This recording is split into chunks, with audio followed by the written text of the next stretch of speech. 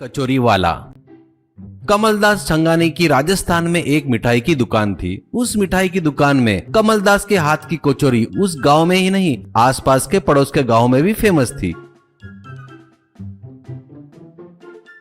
वहां के सभी लोग कहते, खाना है तो कमलदास की कचौरी ही खाना, और जिसने नहीं खाया उसने यहाँ पर कुछ भी नहीं खाया समझो, ऐसा कहते थे। कमलदास सिर्फ कचौरी के भरोसे से ही डबल मंजिली की बिल्डिंग बनाया, लेकिन बेचारों को कई साल हो गए, शादी के बाद बच्चे नहीं हुए। ऐसे वो 40 साल होने के बाद ऊपर वाले भगवान को उस पर दया आई। उसके यहाँ एक लड़के का जन्म हुआ। उसका नाम वो जीवनदास रखता है।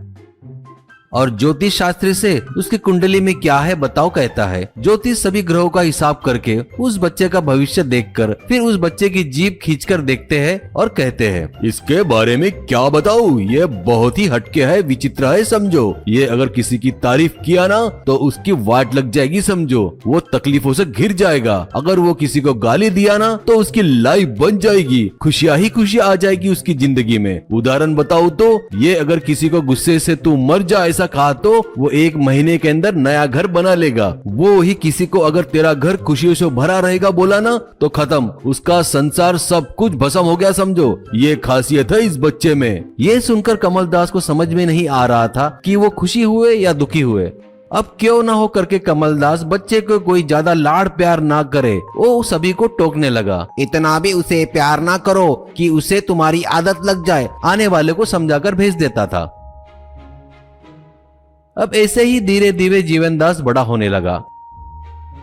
कमलदास अब बूढ़ा होने लगा था। अब होटल उससे चलाना मुश्किल हो रहा था, इसलिए वो पूरा मिठाई की दुकान जीवनदास को सौंपकर खुद घर पर ही रहने लगा।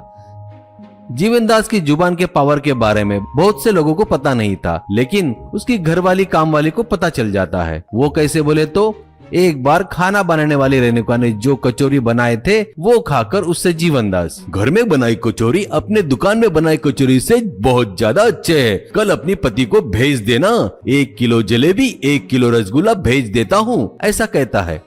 पर अगले दिन ही रेणुका रोती हुई सूरत लेकर आती है। मेरे पति की ऐसी की तैसी, उसने वो मिठाई बेचकर उन पैसे से खूब शराब पीकर आया और मुझे बहुत मारा माँ जी, और रोती है। ये सुनकर जीवनदास की माँ कहती है, छोटे मालिक तेरी तारीफ किए ना, इसलिए तेरे साथ ऐसा हुआ, बोलकर उसके बारे में सब कुछ बताती है।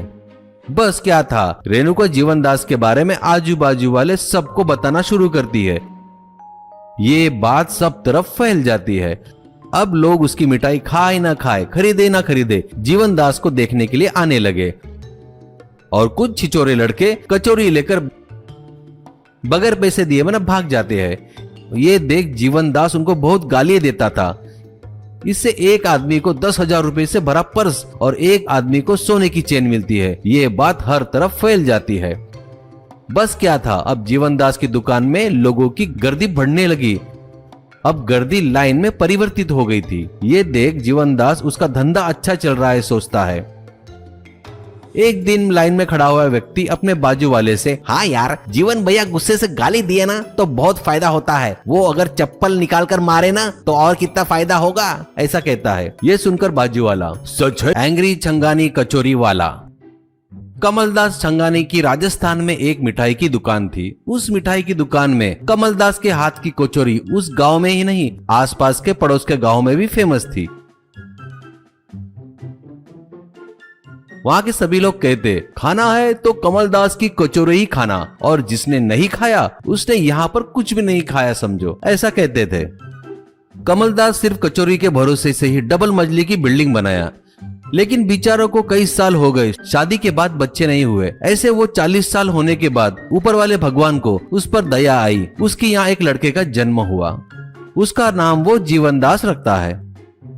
और ज्योतिष शास्त्री से उसकी कुंडली में क्या है बताओ कहता है। ज्योतिष सभी ग्रहों का हिसाब करके उस बच्चे का भविष्य देखकर फिर उस बच्चे की जीभ खींचकर देखते हैं और कहते हैं, इसके बारे में क्या बताऊं, ये बहुत ही हटके है, विचित्र है समझो। ये अगर किसी की तारीफ किया ना तो उसकी वाट लग जाएगी समझो, वो तकलीफों से घिर जाएगा। अगर वो किसी को गाली दिया ना तो उसकी लाइफ बन जाएगी, खुशियां ही खुशियां आ जाएगी उसकी जिंदगी में। उदाहरण बताऊं तो ये अगर किसी को गुस्से से तू मर जा ऐसा ऐसा कहा तो वो 1 महीने के अंदर नया घर बना लेगा। वो ही किसी को अगर तेरा घर खुशियों से भरा रहेगा बोला ना तो खत्म, उसका संसार सब कुछ भस्म हो गया समझो। ये खासियत है इस बच्चे में। ये सुनकर कमलदास को समझ में नहीं आ रहा था कि वो खुशी हुए या दुखी हुए।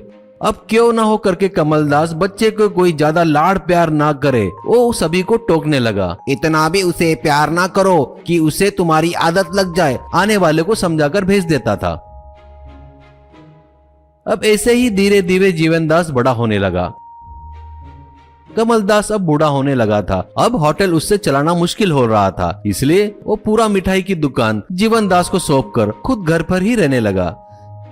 जीवनदास की जुबान के पावर के बारे में बहुत से लोगों को पता नहीं था, लेकिन उसकी घरवाली कामवाली को पता चल जाता है। वो कैसे बोले तो एक बार खाना बनाने वाली रेणुका ने जो कचौरी बनाए थे वो खाकर उससे जीवनदास, घर में बनाई कचौरी अपने दुकान में बनाई कचौरी से बहुत ज्यादा अच्छे है, कल अपनी पति को भेज देना, 1 किलो जलेबी 1 किलो रसगुल्ला भेज देता हूँ, ऐसा कहता है। पर अगले दिन ही रेणुका रोती हुई सूरत लेकर आती है। मेरे पति